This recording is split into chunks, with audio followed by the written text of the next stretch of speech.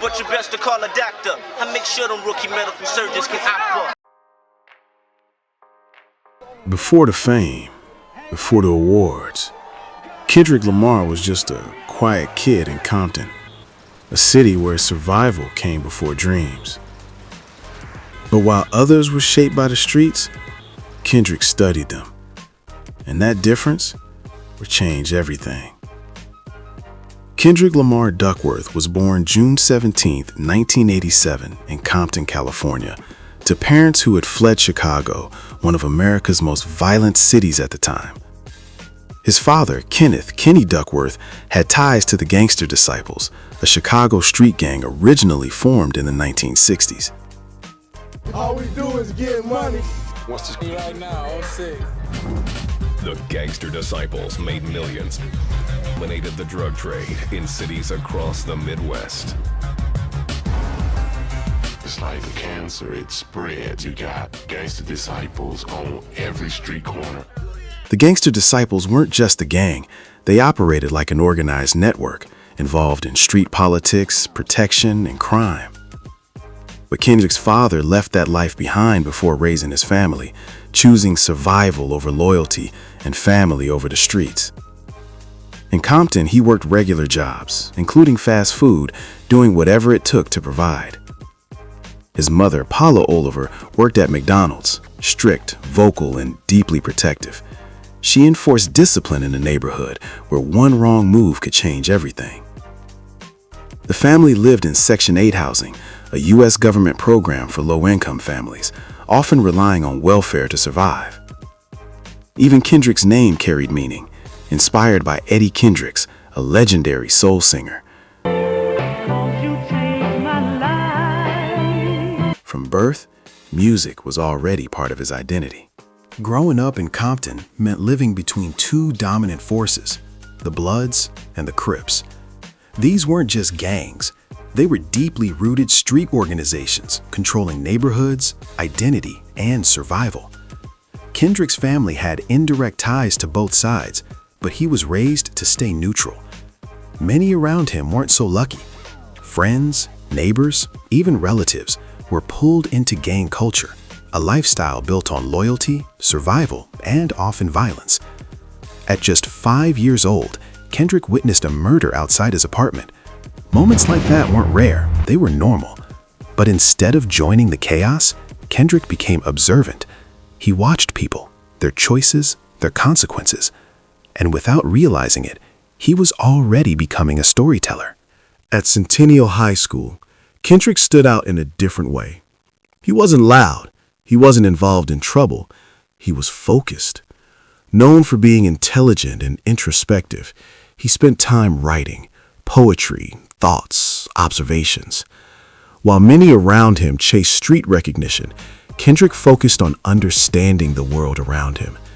That ability to observe would later become his greatest strength. In 1995, Kendrick experienced a moment that would shape his future. He watched Tupac Shakur and Dr. Dre filming the California Love video in Compton.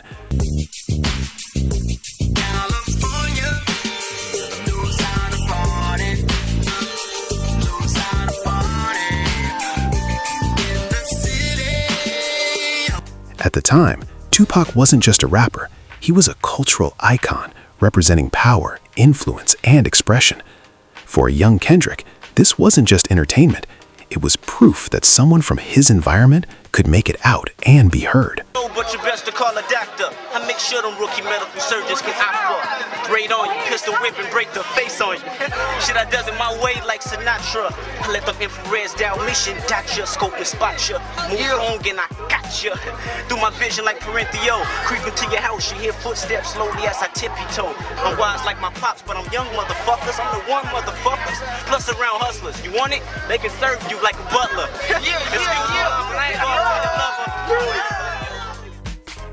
One figure Kendrick later referenced was a close friend known as Dave. Dave Free wasn't just a friend. He wasn't just part of the crew.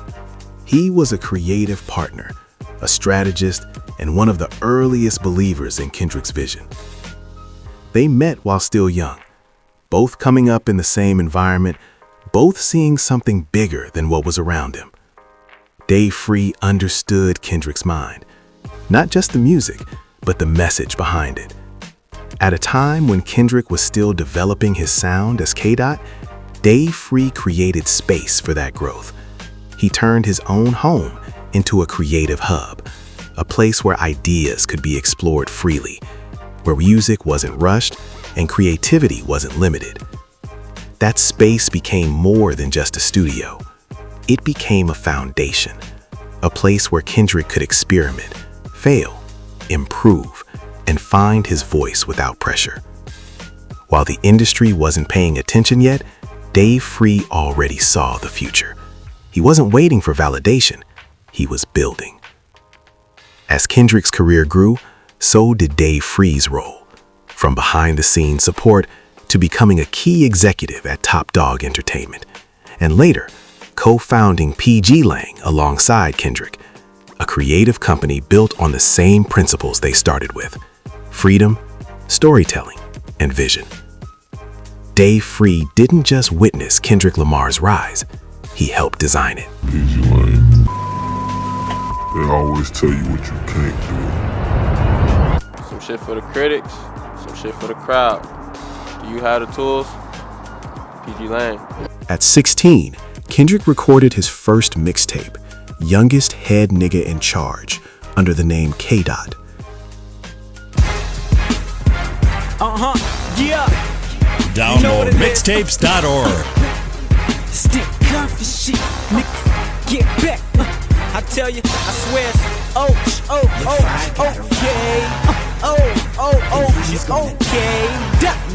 The project was recorded using small local studio setups in Compton, basic equipment, limited resources, but the content was different. It wasn't just music, it was storytelling.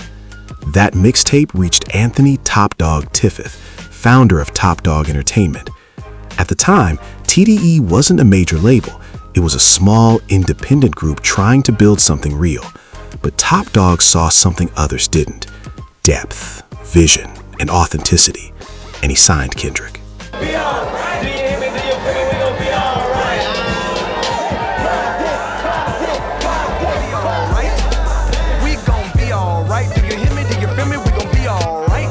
At Top Dog Entertainment, Kendrick joined a group of rising artists: J-Rock, Ab-Soul, and Schoolboy Q.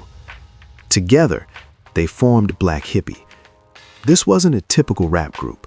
It was a collective focused on lyrical skill, individuality, and real-life storytelling. As Kendrick released projects like Overly Dedicated, his name began spreading in underground hip-hop circles. Then came Section 80, a project that tackled real issues: addiction, peer pressure, identity. And that's when people realized this wasn't just another rapper. From that point on, Kendrick didn't follow trends. He created his own lane. His music wasn't built on hype, it was built on truth. Every lyric, every story came from real experiences. And that's what made him different.